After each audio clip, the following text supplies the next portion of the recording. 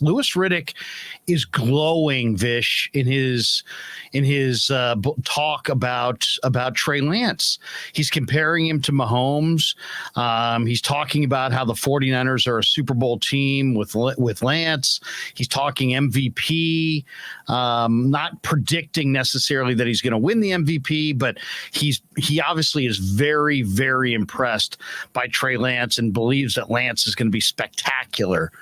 What do you think's a good, I don't know, what's a good way to measure Lance's rookie year? Do you look at it as, I've heard people say, hey, Jimmy was 31-14 or whatever as a starter, and if the Niners don't win games, that it won't matter what Trey looks like individually, that it's all about the win.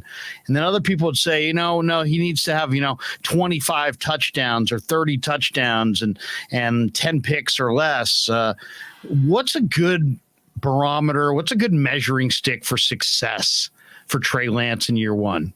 Yeah, I mean, it's hard, right? You're talking about a barometer. Well, is 30 touchdowns a barometer? Is, top 5 in this stat a barometer? Because to me, the thing is, like he can look like a franchise quarterback, and we can walk away from this year due to injuries and due to a few other things and say, well, the 49ers were 6-11, but they got something in this Trey Lance, right? You don't know. You don't know how the NFL season's to go. The wins and losses go way beyond the quarterback.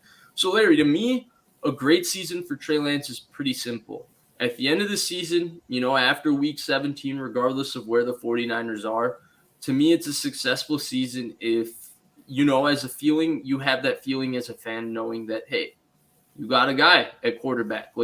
And I think you kind of know it too, right? Like you know a franchise quarterback when you see it. You know the ability to be one when you see it. The team is very talented around him. His numbers could be exceptional this year, and they might not be the perfect representation of how good or bad Lance played, right? 2019, Jimmy Garoppolo is a great example of how numbers can be misleading. I don't mean to pile on him or anything. It's just he was top 5 in all these categories, but scheme and talent around you have so much to do with your stats. To me, it's like simply after that week 17 game, if we know that, hey, Trey Lance is a franchise caliber quarterback, or he can be a franchise caliber quarterback, or he showed so much promise that you should feel like you're going to have a superstar in 1 year. If you have that feeling after week 17, then to me, that's a very successful season for the 49ers.